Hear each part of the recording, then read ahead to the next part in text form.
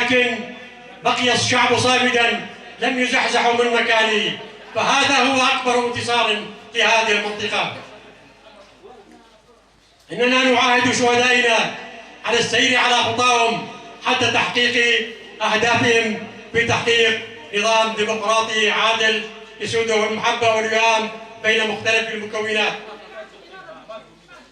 وإننا نبارك لهذه العائلة الكريمة من ضمانهم إلى عوائل الشهداء، إلى مجلس عوائل الشهداء، هذا المجلس الذي يضم في صفوفه كل الذين ضحوا بفلذات أكبادهم من أجل تربة وطنهم الغالي. بسبب تكاتفهم ومشروعهم الديمقراطي الذي اختلطت دماء أبنائه ليشكلوا سيلا جارفا أمام كل القوى الإرهابية، فهذا العدوان لديه وسائل وطرق مختلفة، فهو استهدف بالمسيرات شخصيات وطنية وقامات قاتلة الإرهاب، واستهدف الاقتصاد من خلال ضربه مؤخرا للمنشآت النفطية ومنشآت البنى التحتية، فهو مستمر بعدوانه، فهو امتداد لداعش.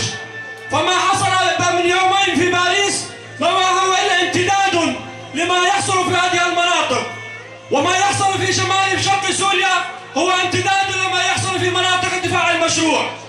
فهذا المشروع الديمقراطي الذي أساسه الأمة الديمقراطية وأخوة الشعوب هو محارب من القبل الاستبدادية والظلامية، ونحن أبناء هذه المنطقة وفي الجزيرة على وجه الخصوص وفي شمال وشرق سوريا نحمل مشروعا ديمقراطيا لكل السوريين. نحن على استعداد للحوار بين كل السوريين ومع السلطة في دمشق التي هي تدعي بأنها وطنية. لم تصدر بيان هذه الحكومة حتى هذه اللحظة يدير العدوان التركي على هذه المناطق. على العكس تماما هناك مغازلة أمنية ما بين الاستخبارات السورية والاستخبارات التركية من أجل عودة العلاقات. إننا ندير مثل هذه العلاقات المشبوهة. قامنا أمام عظمة الشهداء وباستشهاد الرفيق ماهر نستذكر جميع شهداء الحرية والكرامة الذين قدموا أرواحهم الطاهرة ودماءهم الزكية في سبيل عزة وكرامة أهلهم.